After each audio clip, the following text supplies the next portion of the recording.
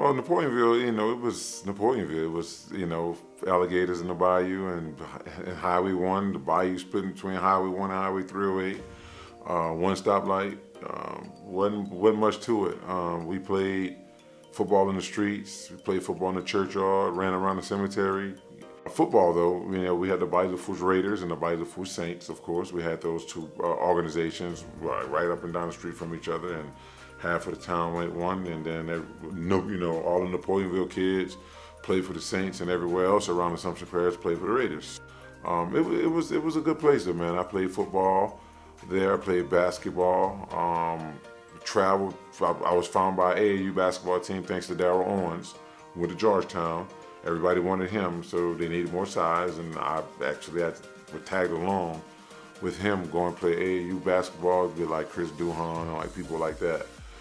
Thought I was going to be a basketball player, didn't really care about football. I got the Assumption my ninth grade year, played my ninth grade year. They moved me up to varsity like 2 weeks into the season. They had Brad Hill and a couple other guys there at the time. It wasn't really not much space for me. They pulled me off the freshman team, didn't let me play JV, and put me strictly on varsity and didn't put me in the game. I didn't like it, so I quit playing. Went back on my junior year and played then. It wasn't really planning on playing me then. I was like starting fullback and played like a couple downs of defense. I just wasn't real enthusiastic about it. They didn't seem like they was real enthusiastic about having me, until I got the ball against St. James. Toward the end of the game, we were getting killed. So it was the fourth quarter. They got us like 38-6 or 38 to something, or 13 or something of that nature. And I'll go and I put up like 120 yards in like the fourth quarter, and scored a touchdown for us. And that next week against Lutcher, I was starting, and from that week we never lost moving forward. So that's when I kind of paid attention to this is really easy. It wasn't really too hard for me to just do what I did, and I knew somewhere along the time it had to get challenging.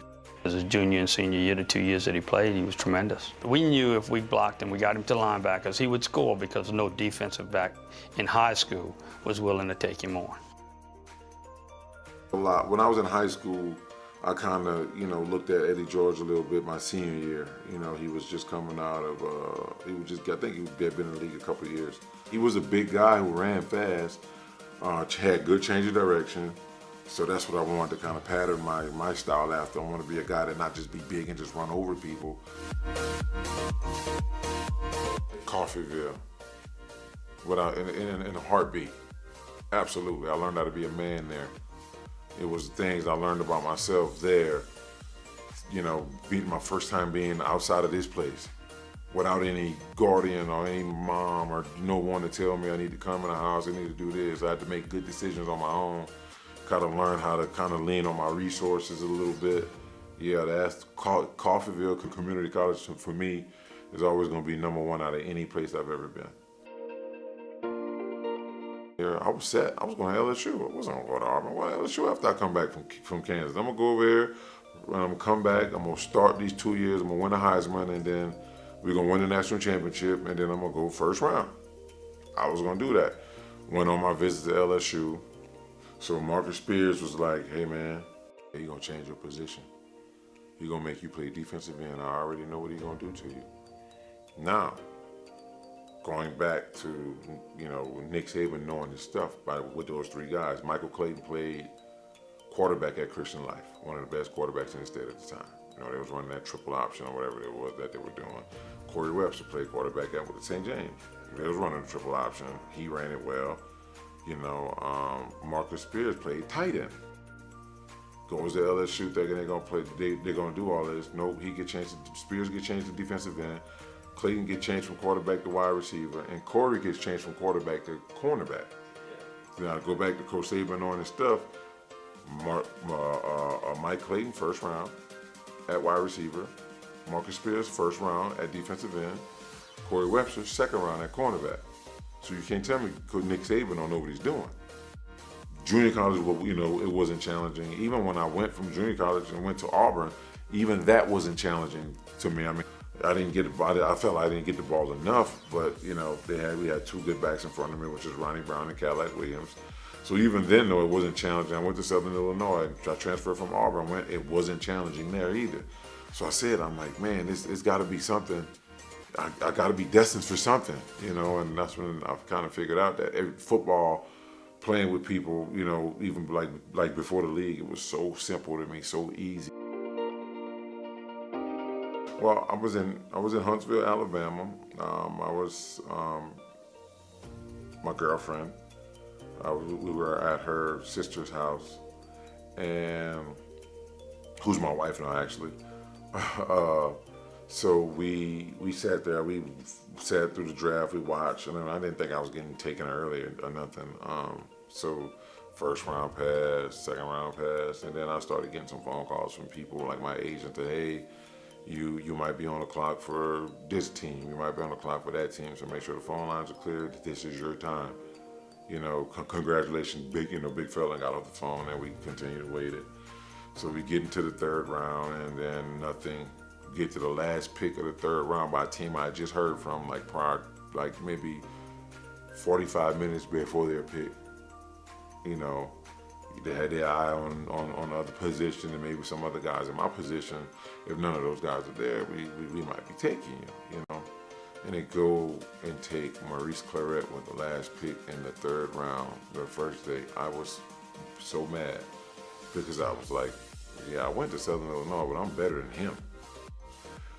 And they called, and it was in New Jersey, so they gave me the phone, and it was like, hey, this is Ernie Corsi from the New York Giants. Do you want to be a Giant? I'm like, absolutely. A New York Giant, like absolutely. I grateful for the opportunity. I come in and do whatever I need to do to make sure I can do my part for us to win games. I know at this point in my career, it's all about winning games now, and I'll come in and do whatever I need to do to help the team win.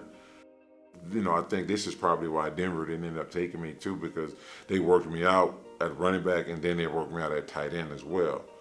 So I worked out for them at tight end, and I told them, like, I'm going to do this for y'all because I can do it, but I'm not playing tight end when I get to the league. I'm not going to do that. Like, so if you think you're going to draft me and put me at tight end, like, that's really not going to work.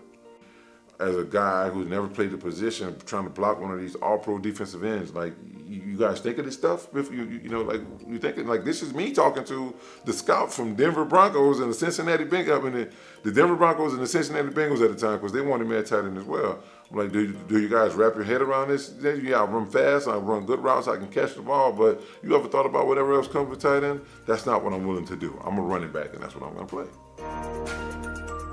Oh yeah, when I got drafted and I took the trip there and getting ready to do rookie mini camp, and I'm looking and I see Strahan's locker, I see Tiki's locker, and I see all these pictures of like Lawrence Taylor, see Amani Toomer and stuff. I'm like, oh. See Plaxico Burress's locker right there, and Antonio Pierce, they came in the same year I came in. They was free agents. They came in as free agents then, so I'm looking around like, I'm here. Like, this is what it's about. Now, even then, it wasn't challenging, right? Going out there doing, because we didn't have any pads on. So putting me out there with a bunch of other rookies in the preseason wasn't the right thing to do, because it wasn't challenging, right? I played against Cleveland. I had like 100 and something, 125 yards against Cleveland, like 8 carries. Then we come back and I think play against Carolina. I bust them up for a good bit of yards.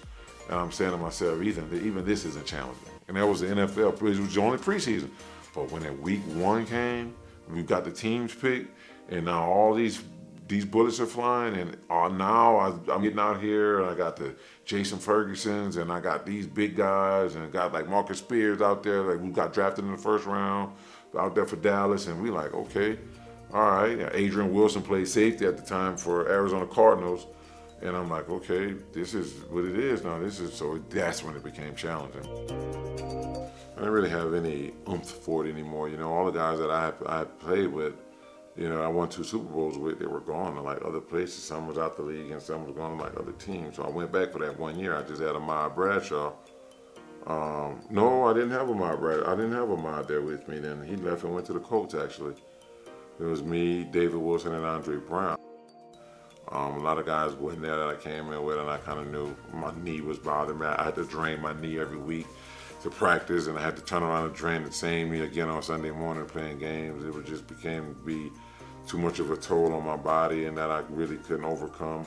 Then the next game is Dallas Cowboys that we coming into. Is like we got 4 games left after this is our last time playing them. Since, we opened up with them, and that was my last game playing was against the Cowboys. I had 8 carries for like 75 yards or something like that. And my knee just couldn't take the pain anymore. I just continued to drain it and doing stuff while my bone is rubbing on joints, and it was just not fun.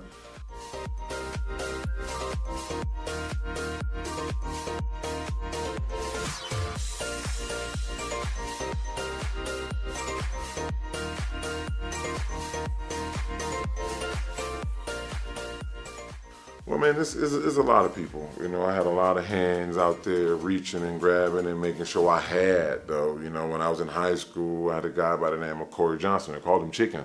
He was Assumption High, followed us all our games and made sure I had cleats I needed, make sure I had gloves. Got to go back all the way to Coach Anthony. When I started for him and Coach Jeff, when I was playing with the Saints, and Coach Steve Payne, who's Tony Payne, was coach down at Assumption the last few years, was the head coach. His dad, and Miss Jenny Payne, and everybody who ran that Bayou Saints organization. Coach Larry Hebert down at the middle school. He stuck his neck out there for me a bunch of times. Miss Fusel, Coach Arsenault. This guy that was just a parent of one of my teammates. It was a friend of the family. His name was Jose Johnson, a Cuban guy out there screaming his thick accent. Coach Torres, Coach Dillon, that was down at the middle school at the time, was our guidance counselor. Coach Fusel, the offensive coordinator. It was a Coach Lenny Ford, Coach Lassane. Like, those guys who all coached me and kind of kept me, where I needed to be. Now, did they even think I was going to go as far as I went? No, but it gave me an opportunity to move on, because academically I wasn't nowhere near close to eligible. If anything, it was going to be the San Francisco part. I think San Francisco would have been better even if I'd have had a better relationship with Coach Harbaugh. Like, we didn't get along. It's just what it is. I speak my mind, he speaks his mind. Well, I never wanted to play for the Saints, but I did want to play for LSU. I did. I wanted to play for LSU. I root for LSU now.